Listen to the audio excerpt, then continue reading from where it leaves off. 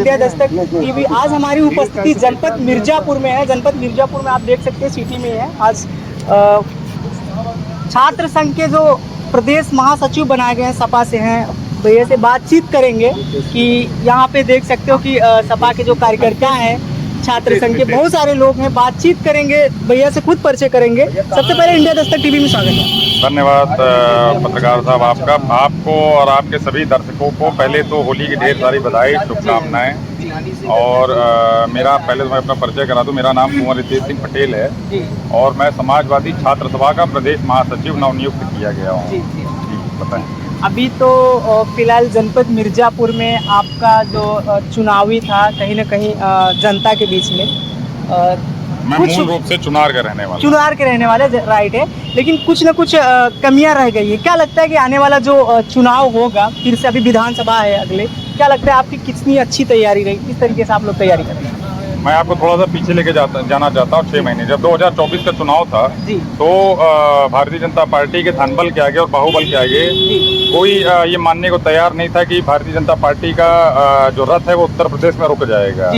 लेकिन जब जनता स्वयं विपक्ष होती है और जब जनता के मुद्दों को समाजवादी पार्टी ने उठाया, हमारे आदरणीय पीढ़ी नायक अखिलेश यादव जी ने जब जनता के मुद्दे को उठाया और खास तौर से दलित, पिछड़े और अल्पसंख्यकों के मुद्दे को उठाया, तो उसका परिणाम हमें मिला कि हमने उत्तर प्रदेश में भारतीय जनता पार्टी के रथ को रोक दिया। और मैं आपके चैनल के माध्यम से बताना चाहूँगा कि उत्तर प्रदेश में इस समय जो योगी आदित्यनाथ की सरकार जो जातिवाद कर रही है, जो जातिवाद का नंगा नाच कर रही है, उससे पीडीए का हर वर्ग पीड़ित है। इस पूरे उत्तर प्रदेश में, चाहे आप मिर्जापुर में खड़े हों, बगल के जनपद चंदौली में चले जाइए, सोनभद्र में चले जाइए, बनारस में चले जाइए, यहाँ पे जिला कौन चला रहा है? जिला डीएम नहीं चला रहा है, जिला योगी आदित्यनाथ जी के स्वजातीय लोग चला रहे हैं, जिनसे पीडीए का, चाहे वो दलित हो, चाहे पिछड़ा हो, चाहे अल्पसंख्यक हो, हर वर्ग पीड़ित है। चाहे वो कुर्मी हो, कुशवाहा हो, मौर्य हो, राजभर हो, पासी हो, तमाम जो बिरादरियां हैं, निषाद, केवट, बिंद हो, राजभर हो, ये सारी बिरादरियां योगी आदित्यनाथ के जातिवाद से पीड़ित हैं। और मैं आपको बताना चाहता हूं कि बहुजन समाज ने जब जब अंगड़ाई ली है, बहुजन समाज ने बड़े से बड़े तानाशाहों को उखाड़ के फेंक दिया है। और ये जो 85% की जनता है, जो हमारी ताकत है बहुजन समाज की, बहुजन समाज अब जान चुका है कि वो भारतीय जनता पार्टी की गुलामी नहीं करेगा। अभी आप देख रहे होंगे 4 दिन पहले भारतीय जनता पार्टी की जिलाध्यक्षों की लिस्ट आई है। आप उसमें से बताओ उसमें कितने जिलाध्यक्ष दलित और पिछड़े वर्ग और अल्पसंख्यक वर्ग के हैं। आप वोट हमारा लेना चाहते हो, लेकिन आप हमें प्रतिनिधित्व नहीं देना चाहते हो। ये 90 का दशक नहीं है कि वोट हमारा और राज तुम्हारा नहीं चलेगा। यहाँ वोट भी हम देंगे और राज भी हमारा होगा। बाबू शहीद कुशवाहा साहब ने कहा था, जगदेव कुशवाहा साहब ने, पहली पीढ़ी संघर्ष करेगी, दूसरी पीढ़ी मारी जाएगी और तीसरी पीढ़ी राज करेगी। हम बहुजन समाज की तीसरी पीढ़ी के लोग हैं और ना हम मार खाएंगे और ना हम संघर्ष करेंगे, हम राज करने आए हैं। और अब उत्तर प्रदेश का बहुजन समाज 2027 के चुनाव में इस जातिवादी भारतीय जनता पार्टी को उखाड़ के फेंकेगा। मैं आपके माध्यम से कहना चाहता हूं, आप हमें हिंदू बनाते हो, मैं भी हिंदू हूँ, लेकिन क्या आपको राम लला मंदिर में आपने जो राम मंदिर ट्रस्ट बनाया है, उस ट्रस्ट में आपको एक पिछड़ा वर्ग का व्यक्ति नहीं मिला जिसको आप उस ट्रस्ट का सदस्य बना पाओ?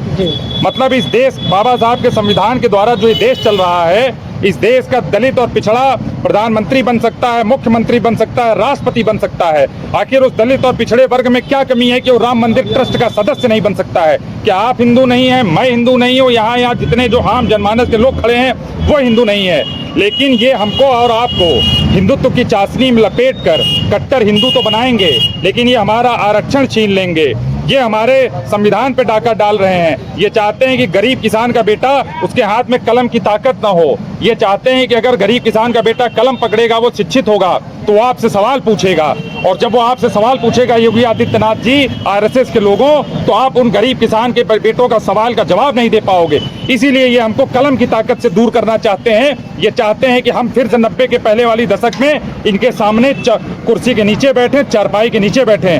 लेकिन ये भूल चुके हैं कि ये माननीय मुलायम सिंह यादव जी की पार्टी है, उन स्वर्गीय मुलायम सिंह यादव की पार्टी जो हमारे बहुजन के भगवान है।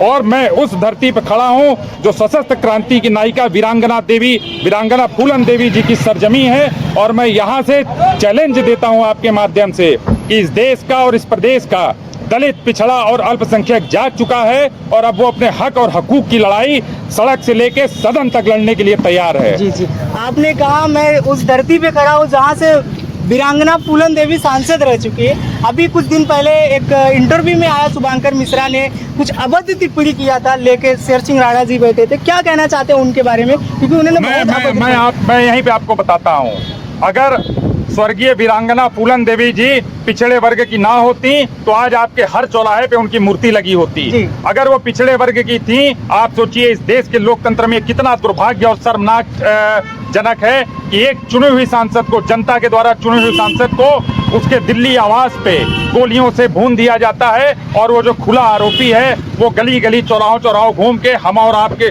ये जो लोग हैं भारतीय जनता पार्टी के लोग उसका माला पहनाकर स्वागत करते हैं। मैं आपके माध्यम से अपने निषाद बिंद केवट मल्ला और तमाम पीडीए के साथियों को ये कहना चाहता हूं कि जिस दिन समाजवादी पार्टी की सरकार आई, आपको यही मिर्जापुर चौराहे पे लेके चुनार से लेके हर जगहों पे आपको स्वर्गीय फूलन देवी जी का स्मारक बनाने का हम काम करेंगे।